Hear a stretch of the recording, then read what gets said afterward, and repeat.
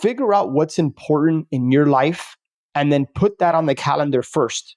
Forget about business for now. Forget about money making opportunities. What do you want to, and how do you want to experience life? Put that on the calendar. Then figure out where the opportunities and space are for business. And that's how you can start to create a business that is aligned with your life's vision versus going out and, in my case, designing this business that felt like a prison, right? Like it wasn't in alignment with my life's vision. This is the Eternal Optimist podcast, and I'd love to stick with what's hard right now. Let's stick with some challenges. What else has been a real challenge or burden in your life, my friend? Yeah, I mean, I can keep. So I was sharing that I was in the wholesaling space from 2005 through 2020. Now, in 2018, I started to feel, Matt, like the business I was in, I was tired of chasing deals and going from transaction to transaction. Like, ironically, the reason I got into real estate was because of cash flow and because I thought it was a good wealth builder. But really what I had done over the first 14, 15 years of my career was just build a high paying job, right? Like I looked back and I said, like, where are the assets? Where's the cash flow? I just kept going deal to deal to deal. And it was providing a good living for like my family, but it just wasn't aligned with my long-term vision.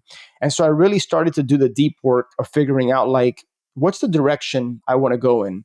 And I remember being in a big mastermind, one of the bigger masterminds in the real estate space, and being in front of my peers of what I consider to be very successful real estate investors and entrepreneurs, and sharing to them that, like, I'm questioning if this is what I need to be doing.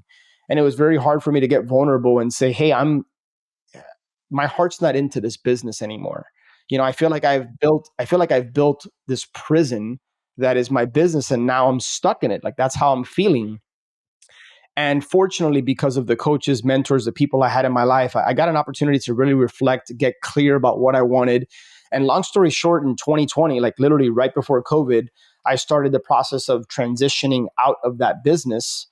And fortunately, I had started a podcast in 2016 called The Flip Empire Show, and I had started a mastermind community called Ascend in 2019 with a friend. And really, Matt, that's where I was deriving joy and fulfillment. Like working with other people, giving back. Again, giving is a theme here, like pouring into people. That's what was genuinely filling my cup. It wasn't the next 20, 30, or $50,000 wholesale deal in real estate. And so I realized that I needed to lean into more of that kind of work. I still wanted real estate to be a part of my portfolio, part of the wealth building strategy, but I wanted the core business to be about working with other entrepreneurs and impacting people's lives. So Mike Wagner, a really good friend of ours, also a front row dad, he kind of really like whet my appetite when it comes to the storage investing world. And that was a business that was more aligned with the direction I wanted to go in. So fast forward late 2021, I pivoted and I got into storage. And that's been an interesting ride over the course of the last 2-3 years. And so to this day, my core businesses are storage, our mastermind Ascend. And then really the podcast just, again, gives me a lot of joy and fulfillment. It's really more of a marketing channel, but it gives me the opportunity to just be very open, vulnerable, and just share what's going on in my life, positive and or negative. Yeah, thank you for sharing this. So you just given us the kind of the three pillars here in the business: the storage, the mastermind, and the podcast. And if we could dissect each of those, I'd ask you, because what I love about you is you just gave us a glimpse into what I, knock on wood, hopefully will lead to a long and healthy life filled with some type of inner peace, because these are things that give you the joy. You went away from stuff that was financially lucrative intentionally to the stuff that is all just giving you the joy, filling you up, right? So when you made that conscious decision, I think about this all the time. I didn't make that conscious decision until I actually was able to have money and save a little bit of money, and then I came to the realization that, now that I'm financially pretty stable, now I'm going to look at what I'm doing, and is this what I love to do or not?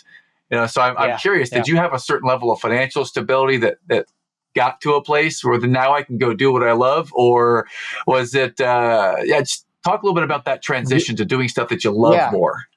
Yeah. Really good question. I certainly was not financially free. Like I couldn't like stop working for, years and years and I'd be okay. Now, don't get me wrong, I had built a certain level of financial stability through our mastermind, through some lending opportunities that I was a part of, and I had a few different income sources that fortunately I was able to pivot and transition away from wholesaling, which probably made up 75% of the income at that time. I was fortunate that I had at least built enough of a bridge to take some time off. That was one of the things that my coach shared with me. I was eager and anxious to find out what's next.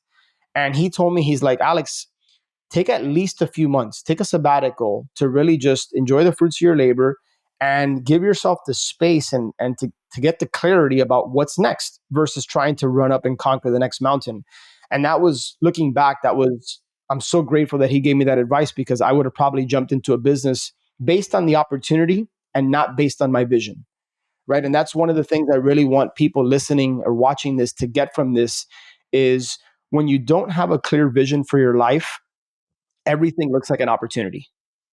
But when you're clear about what you want your life to look like, and then you go about designing a business that is aligned with your life's vision and is meant to enhance your life's vision, uh, that's when things get fun, right? Because what I believe and what I see is, uh, people. If you look at your calendar, right, like people always see business meetings and this and that, but like, where's the time to schedule the things in your life? Family time with your kids, date nights, working out. Like, how do you fill your cup, and are you prioritizing that on your calendar? So one of the exercises I learned years ago that had a big impact on my life is, think of a blank calendar, right? And then it's Sunday through Saturday, and let's say 5 a.m. to midnight. Um, Figure out what's important in your life, and then put that on the calendar first. Forget about business for now. Forget about money making opportunities. What do you want to, and how do you want to experience life? Put that on the calendar. Then figure out where the opportunities and space are for business. And that's how you can start to create a business that is aligned with your life's vision, versus going out and, in my case, designing this business that felt like a prison, right? Like, it wasn't in alignment with my life's vision.